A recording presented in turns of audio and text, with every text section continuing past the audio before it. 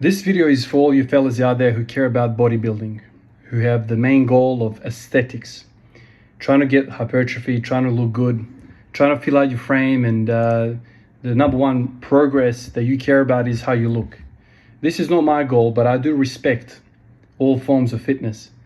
And so today I decided to do another leg reveal. Now I've done two of these in the past. Some 300 days ago was the last one. Before that was another 300 days ago. So I'm kind of doing these every 300 days. And my motivation behind this is, to show you guys as well out there who are interested in building some legs, building the physique, and you're kind of wondering, can you build any muscle if you are squatting every single day at whatever intensity, at whatever order regulation that you can think of. I also care about this to a smaller extent. Obviously, my goals are to squat 300 and deadlift 300 and bench 180, and all of my goals are basically revolving around strength. Once upon a time, I did care about hypertrophy and bodybuilding and whatnot, but that Ivan is long gone. Now I'm basically performance-based, and that's kind of what I care about. So this video is going to serve some of you guys, but also it serves me to kind of see where I am and where I was, right? So I just looked at my leg reveal from the previous video that I did on that. And basically I want to make sure that I look, relatively good. Like nobody's doing this stuff to look bad. I don't want to look like a typical strong man type of competitor with a big gut hanging out and whatnot. I've always said I want to look strong. I want to be strong, but I don't want to be overweight. Some of you guys might say to yourself, I want to get strong at all costs. I don't care what it is, man. I'll work my way up to 200 kilos body weight. You guys know that I'm a nurse. I've got a career in health. And I know very well that it doesn't really matter if you're 200 kilos of fat or 200 kilos of muscle or anything in between. That is a whole lot of body weight for your liver, for your heart, for your lungs, for your kidneys, for all these organs to supply and maintain. And so health is typically associated with a leaner body frame. Now, speaking of lean, no, I'm not sub 10% body fat. I'm probably around 20% body fat without even measuring. I'm not a physique, mastermind. I don't know what people are, in terms of composition and whatnot. That's just not my area of expertise, nor do I have interest, but I think I'm leaning towards 20%. I know that anything lower than 10% is extremely hard to get and mostly maintain, really, and live like that year round. And I know it's a very, very specific type of lifestyle that somebody has to live to maintain that. And also, it is very hard to find somebody who is 10%, 8%, 9%, whatever sub 10% percentage that you want to talk about. It's very hard to find somebody sub 10% and very, very strong. And when you see people that have that, you really need to question if they're using some sort of exogenous hormones or some sort of drug to maintain that. It's a dead giveaway. If you see somebody that is supposedly natural and sub 10% and is pulling 350 kilos, that is a head scratch. I'm sure there are freaks out there, don't get me wrong. There are freaks out there. For the majority of us though, sub 10% body fat is going to mean that you're going to be skinny, scrawny. It's going to be very, very hard for you to supply that much muscle. One thing that I know is that when people lose a lot of body weight and when people are in the single digits, your testosterone count drops as well. Testosterone is very, very closely linked to diet as well as many other factors. But if you have a really low intake of fats, you're going to struggle to make hormones. If you think about lipid membranes, if you think about all cells in your body, a large portion of that structure is made out of lipids, right? Fat, essentially. But anyway, here I am. This is my physique. This is how I look. The last one, I think, was day 900 odd. Since then, you might ask yourself, have I changed anything? I have. At the start of this year, I changed my training routine a lot. For those of you guys that have followed me closely, you'd know that I started the year with some different goals, mostly calisthenics goals. So I did a lot of push-ups. We're talking thousands of push-ups a week. There was 1 week in particular that I did something like, I think there was 2 or 3 days that I did 1,000 push-ups in those days. So more than like 2,000-3,000 push-ups in that 1 week. I did that for about 3 months. I coupled that up with doing bodyweight squats. Yes, just bodyweight squats. I was doing a lot of them. 400 or 500 bodyweight squats a day, that kind of thing. It wasn't every single day that I was doing the squats, because I felt like I was really getting DOMs from that. It's very, very hard to recover. People think, oh, it's hard to recover from heavy weight. In my experience, it's a lot more harder to recover from lightweight for stupid amount of reps. I've done singles. I've worked up to God knows how many hundreds of days in a row of just working up to a maximum training single. And that is a walk in the park for me. Once you get your central nervous system kind of used to it, it's a walk in the park. But it's not a walk in the park to get your metabolic system used to processing sheer amount of byproduct of protein synthesis of lactic acid and the rest of things that are associated with doing a lot of reps. So the first 3 months of this year was doing lots and lots of reps, and then I moved away from it. The last, I want to say, 2 months I've spent doing something that's kind of more similar, more kind of consistent with my history, and that's working with heavy weight.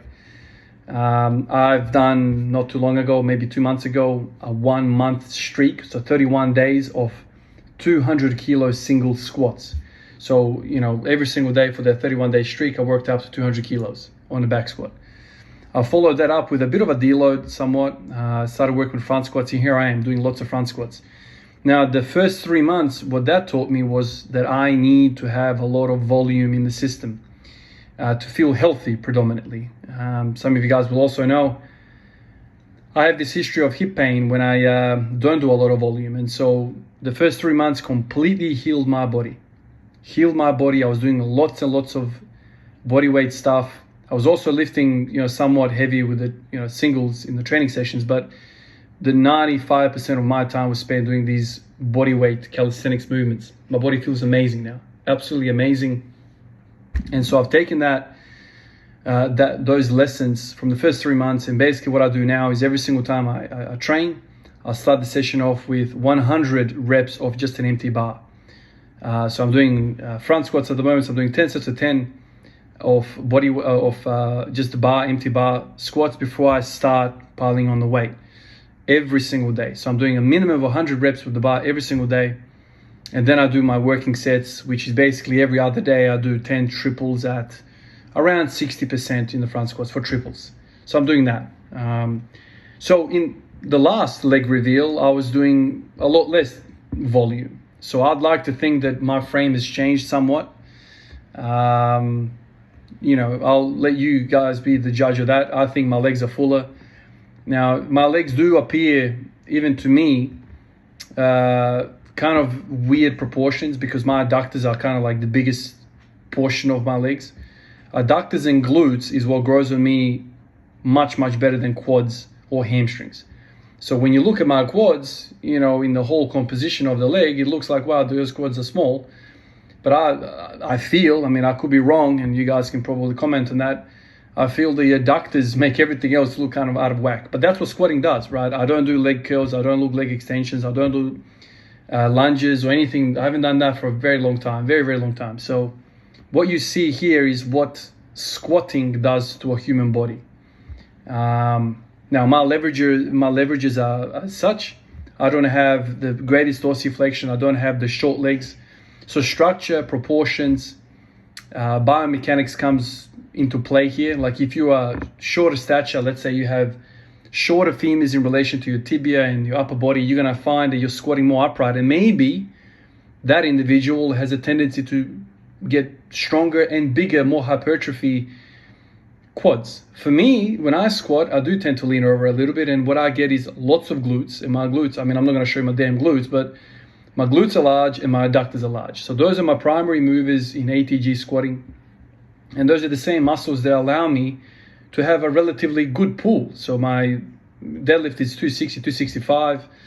265 is my PR. So this is why I think my squatting translates over so well to my deadlifting, is because, the adductors and the glutes, right? Hip extensors.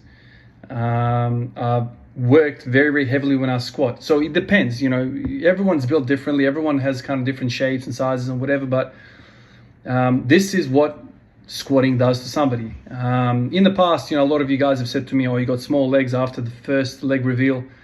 And I've always said, well, I don't do enough volume. Now I am doing a lot of volume. So now I've inserted a lot of volume, and so this leg reveal is a little bit different. But still, in terms of looking at my physique, I still feel like the quads haven't grown as somebody else could grow quads. My glutes and adductors have grown, and I know it. Like, I wear the same damn pants, the same shorts. I'm living with my body. I can feel size to my glutes and my adductors, but the quads not so much. So I feel like, squatting, you guys might disagree. Once again, it's all about shapes and sizes of individuals. But squatting is, for me, predominantly a glute and adductor expression. Obviously, a lower back and, the core and the rest of it. So, we think about Tom Platz, we think about some of these old-timers who say all you need to do is squat to build big legs. That sounds sexy and all, and it sounds very exciting, but it depends on the individual. If you are a giraffe, like long legs, you're going to struggle to squat, and you're going to struggle to build legs. Now, I'm happy with my legs. Once again, I'm not a hypertrophy, a physiques athlete. I'm not a bodybuilder. This is purely a byproduct of what I'm chasing, which is strength. But it is interesting to sit here and brainstorm and think about the mechanics and let's say the science involved in movement and how it translates to hypertrophy and how that translates into kind of thinking about what is the main mover for this individual, right? And this is where blanket rules, broad statements are very hard to palate, because yes, you might be of an Asian descent and you're built for squatting and all you got to do is squat to get big quads.